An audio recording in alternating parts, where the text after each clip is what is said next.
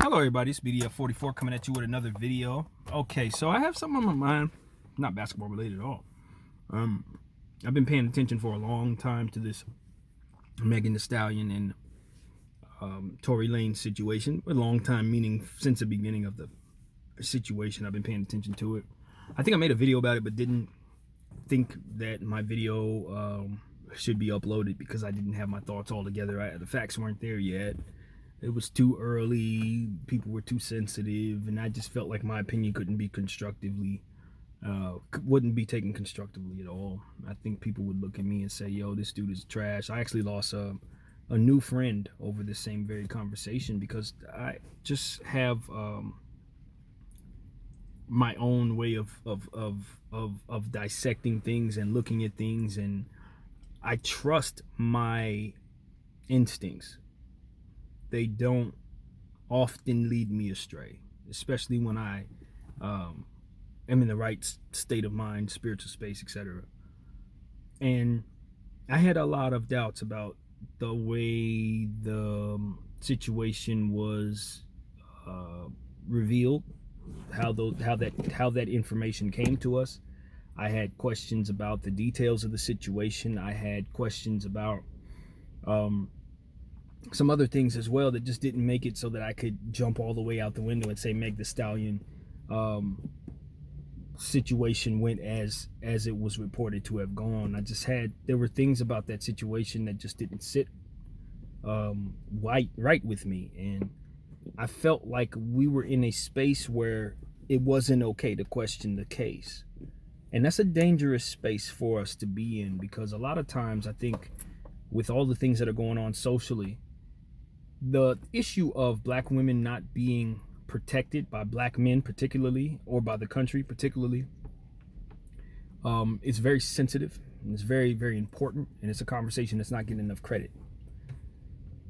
So that is why I deleted my video, because it sounded as if I wasn't sensitive to that understanding. And I am, more so than I have given credit to such.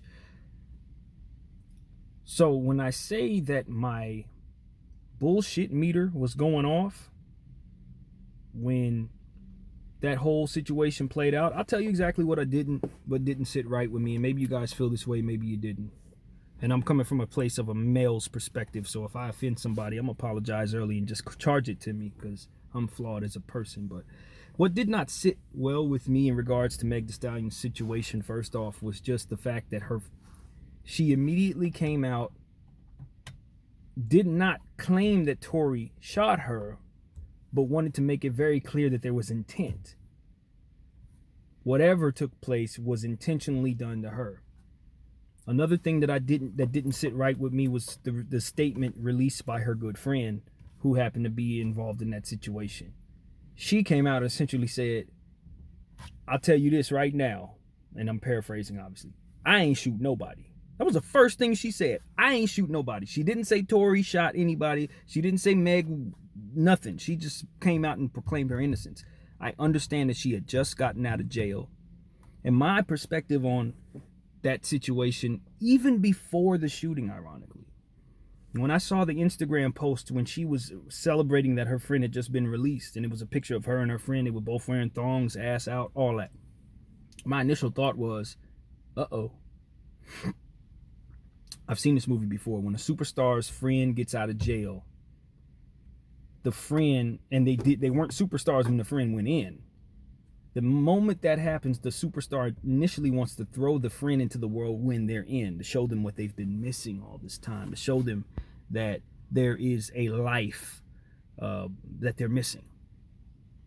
And to be completely honest with you, a lot of times I think people should not be exposed to that whirlwind of a lifestyle when they're fresh out of jail, if they're not used to that lifestyle, if the fame wasn't their own, because it's a whirlwind, it's crazy, it's not reality, and ultimately the artist, the famous person, is going to be trying too hard to inclimate a person who's been confined in a prison or jail setting into a like I said, a whirlwind of yes men and lavish stuff and famous rich people, etc. And that can be a bit much. So that already raised red flags for me. I was not surprised that something went down, because 9 out of 10 times something will go down in those type of situations.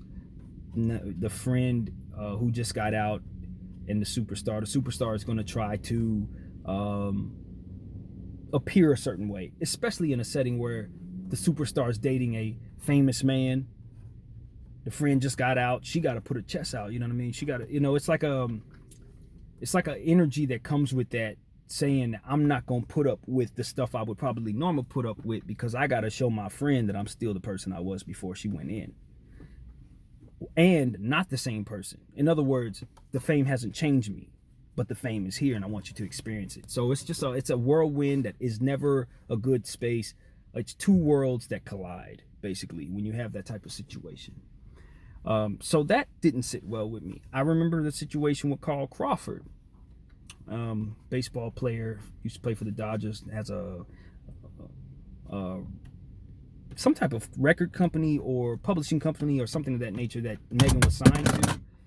And basically, more or less, that situation went left when she signed with Rock Nation. It appeared to be a bit of turmoil trying to get her out of her contract, and that situation didn't sit right because Carl Crawford was crying foul, and so was his people. The people behind him were crying foul. Someone reputable, like the mind of someone by the name of Jay Prince, who came out to the defense of Carl Crawford and put his name on the line in regards to that situation.